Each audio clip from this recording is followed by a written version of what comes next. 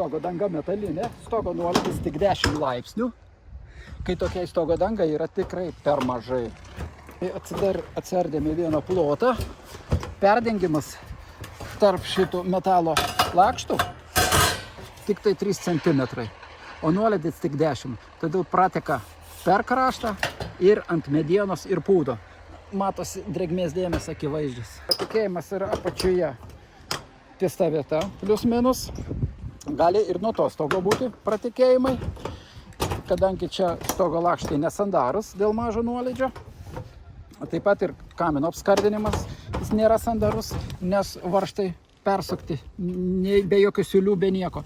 Čia tepta, aišku, su hermetiku, bet hermetikas yra trumpalaikis, bet ir ne visur čia jo yra. Štai kokie tarpai. Pavyzdžiui, čia tarpai. Štai kaip juda viskas. Taigi tą vietą taip pat reikėtų persandarinti. Galima remontuoti lokaliai šitą vietą, arba geriausia būtų pakeisti visą šio stogo plokštumos dangą. Taip pat nesandari yra ir stogo saloje, kadangi nuolydis mažas, o čia pilna prisuktų varžtų, vanduo skverbiasi tarp skardų ir per mikroplyšius aplink varžtus sunkėsi per skardą ir į stogo paketą, ant difuzinės, ant apdailos gali nubėgti netgi iki to būto, rasti kelius. Taigi tą vietą taip pat reikėtų remontuoti. Remontas būtų toks, kad tą saląją pakeisti, ją padaryti platesnę ir čia sujungimus padaryti tokius, kad 100% visam laiku nebebėgtų vanduo iki namo eksploatacijos, iki stogo eksploatacijos pabaigos. Čia ta vieta, viršuje apie tą saląją, kur kalbėta buvo, kur nesandari, ir čia nuo salojos vanduo nubėga štai čia. Mediena, aišku, pašlapusi, bet per tą vietą vis tiek pribėgti, patekti vandeniu į patalpas nelabai yra galimybių, nes čia yra skarda, skardos lakštas kaip tik po tą medieną ir matosi, kad vanduo nubėga kaip tik ant tos skardos, ant sekančios ir ją pačią ten ir latako nubėga. Taip kad ta vieta, štai čia yra sandaru, bet vanduo patenka aukščiau ir jis aukščiau lenda į stogo paketą ir į patalpas gali ateiti netgi ir į kitos vietos, štai čia apačioje.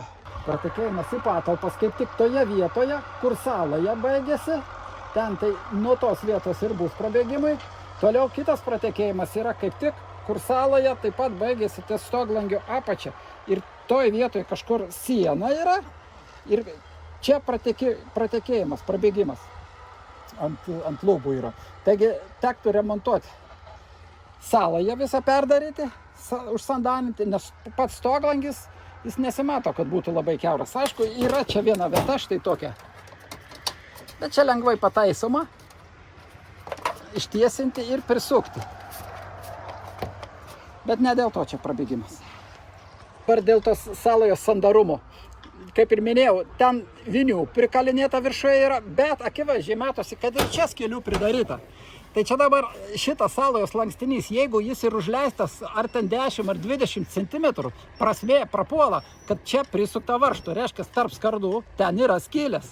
Ir kai užsitvenkia žiemą, ledas užtirpsta, vanduo pradeda kilt ir per tuos mikro tarpus vanduo skverbiasi į paketą stogo ir į patalpas. Taip pat ir čia, va, kaip žemai perkalta. Taip, čia ir čia, va, kaip žemai perkalta, ten varžtas, ten su hermetiku užteptas, vėl vinis užtepta ir tokių vinių čia daug. Taip kad per salą čia pratekėjimas tikrai yra. Ir dar minėjau, kad į koridorių kažkur per tą vietą pratekėjimas yra. Dabar persistatysim kopėčias ir užlipsim arčiau, pasižiūrėsim, kur čia gali būti problema. Dėl šito mazgo prieglaudos, štai aš priejau arčiau. Šitas stogo dangos lakštas yra pakištas po tinku. Kiek jis pratestas dabar neaišku. Jeigu jis pratestas pilnai su bangele toliau, tada pratekėjimų čia nebus. Ne per čia būna pratekėjimas. Bet jeigu jis nukirptas, tai vanduo per mikroplyšius lenda ir ten neturi bortelio ir eina į konstrukcijas. Taip kad dabar nėra galimybių pasižiūrėti, nes čia viskas užtinkuota. Dabar ardyti viską. Variantas sutaisyti. Galima prieglaudą papildomą padaryti. Iš skardos lankstinį išlankstyti, štai taip, ant tos bangelės užleisti ir čia daryti įpjovimą.